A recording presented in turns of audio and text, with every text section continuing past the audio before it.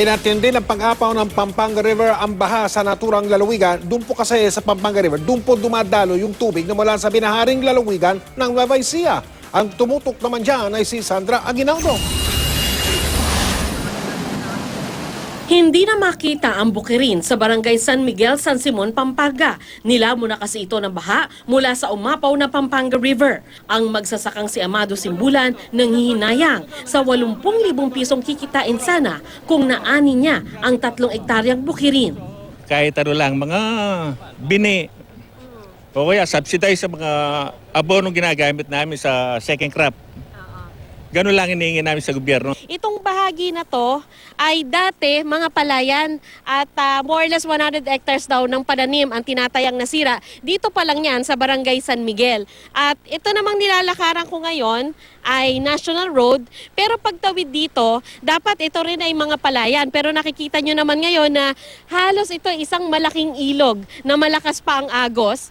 At kung dati ay makikita daw ito ay berdeng-berde, umaabot hanggang doon sa mga puno at bahay na yon. Ngayon makikita nyo naman ang damage talaga sa agrikultura. Ayon sa provincial government, nasa mahigit 270 million pesos na ang damage sa agrikultura. Ang tubig mula sa Nueva Ecija dumaloy sa Pampanga River dahilan ng pag-apaw nito. Ilan sa apektado ang bayan ng San Luis, Candaba at San Simon.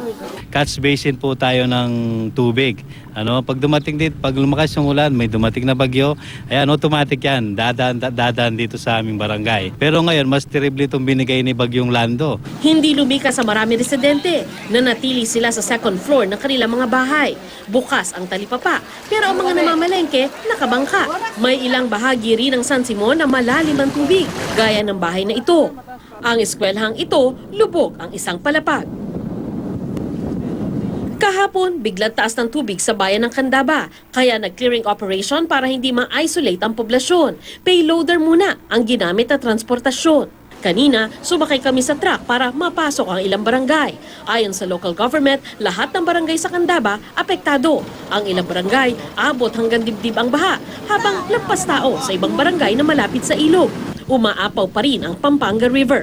Pag nagawa ang cut-off channel, hindi na kami babahin sa poblasyon. Pangalawa, nakataas na yung mga daan namin. So nananawagan ako sa Department of Public Works and Highways na bilisan po ang pagpapagawa. Nakasabay namin sa truck ang ilang residente na naghahanap ng makakain para sa kanilang pamilya. Gusto na maghanap buhay, hindi kami makapaghanap buhay. Ayon kay Pampanga Governor Lilia Pineda, hihilingin niya sa iba't ibang national agencies kung paano maiiwas ang Pampanga mula sa mapaminsalang tubig na bumababa mula sa bundok Sierra Madre at Nueva Ecija.